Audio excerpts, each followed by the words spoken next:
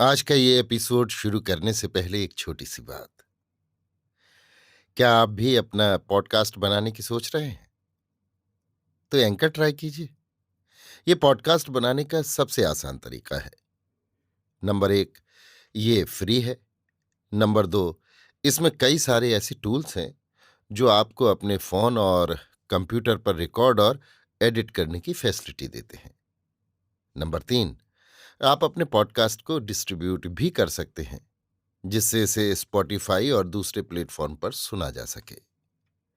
तो डाउनलोड कीजिए free anchor app या विजिट कीजिए anchor.fm पर अपना पॉडकास्ट स्टार्ट करने के लिए। ये तो थी एक छोटी सी जानकारी, और अब शुरू करते हैं एपिसोड का सिलसिला। तो आज के एपिसोड में लीजिए सुनिए आचार्य चतुर्सेन शास्त्री के लिखे उपन्यास वयम रक्षा माह का भाग 100 रणभेरी, मेरी यानी समीर गोस्वामी की आवाज में। असंभाव अतर्कित अकल्पित वानर कटक द्वारा दुर्लंघ समुद्र तरण का समाचार सुन रक्षेंद्र रावण हतबुद्धि हो गया। उसने अपने शुक सारण नामक 2 मंत्रियों को बुलाकर आज्ञा दी कि वे शत्रु सैन्य में जाकर राम का बलाबल देखें। दोनों मंत्री वानर का वेश धारण करके शिविर में प्रविष्ट हुए, परंतु वे चैतन्य मूर्ति विभीषण से नहीं छिप सके। उसने उन्हें पहचान कर बंदी बना लिया और राम के सम्मुख उपस्थित किया। राम के सम्मुख आ उन्होंने जीवन से निराश हो भयभीत स्वर में कृतांजलि होकर कहा, महाराज, हम दोनों रक्षेंद्र महीपति के अनुगत सचिव हैं। रक्षेंद्र की आज्ञा से आपका बलाबल देखने आए थे। सत्य बात हमने निवेदन कर दी। राम ने किंचित हंसकर कहा, तो यदि तुमने हमारा संपूर्ण बल देख लिया है और तुम्हारा अभिप्राय पूरा हो गया है तो तुम जा सकते हो। पर यदि कुछ देखने को रह गया हो तो रक्षेंद्र विभीषण तुम्हें सब कुछ दिखा देगा। तुम लंका जाकर लंकापति रावण से कह देना कि कल उसकी दुर्ग और तोरणों से सुरक्षित सुप्रतिष्ठित लंका पर मेरा आक्रमण होगा। तब मैं भी राक्षसों का बल देखूंगा और उनका बाणों से सत्कार करूंगा। इतना कह राम ने दूतों को मुक्त कर दिया। वे राम को प्रणाम कर लंका में आए।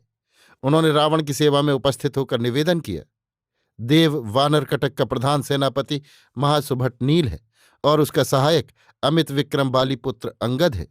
प्रबल पराक्रमी नल, जिसने दुस्तर समुद्र का सेतु बंध किया है, 50 सहस्त्र योद्धाओं का अधिपति है। सरोचन पर्वत का स्वामी महाबली कुमुद, भीमकर्मा चंड, साल्वेक का स्वामी शरभ, ये सब 40-40 सहस्त्र योद्धाओं के यूथपति हैं। पनस महासेनापति, जो देव दैत्य सभी में अजेय है और वानर सैन्य के मध्य देश का रक्षक है, पर्वत के समान विशालकाय है। उसके सहायक सेनानायक गवगवय अमित विक्रम है। फिर महातेजस्वी हर हैं, जिसमें 10 हाथियों का बल है। नील मेघ के समान प्रबल पराक्रमी सेनाधिप धूम्र है, जो अक्षवान पर्वत का स्वामी है।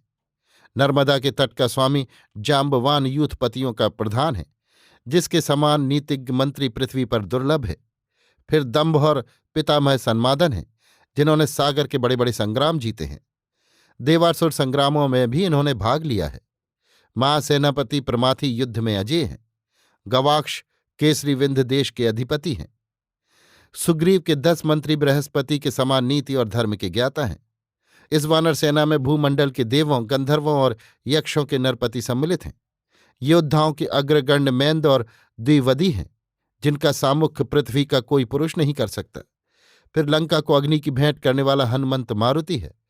फिर यमपुत्र कुबेर और वानोड़ेय भी आपसे अपना वैर चुकाने आए हैं। सुग्रीव को श्रीराम ने बाली को मारकर वानरपति बनाया है, पर आपके सिंहासन पर विराजमान रहते ही राम ने कुलद्रोही विभीषण को लंकाधिपति पद पर अभिषिक्त कर दिया है।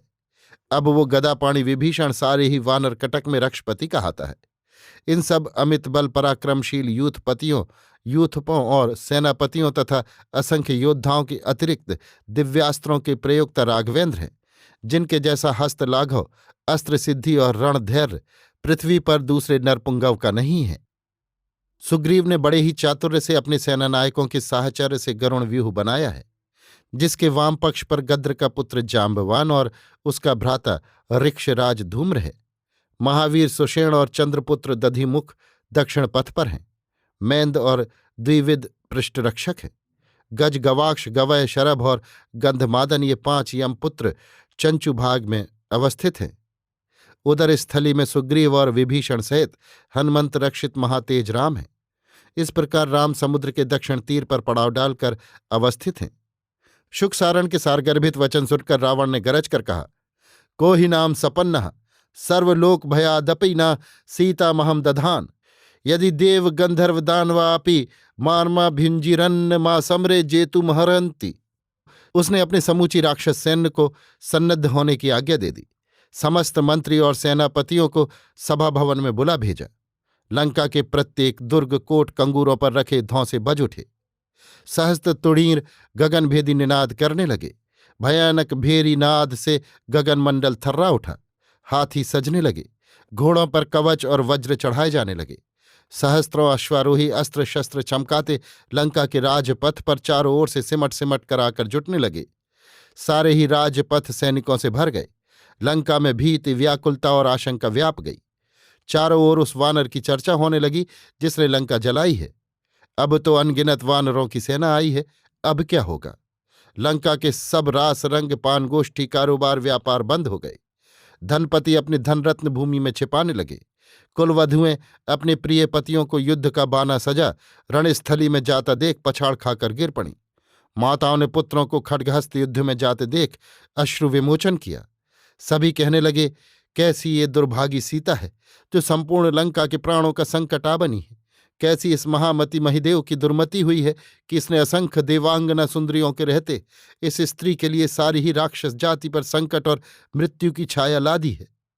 इसी समय वानरी सैन्य में भी रणभेरी बज उठी। हजारों शंखों दुंदुभियों तथा भेरियों के भीषण रव से लंका हिल उठी।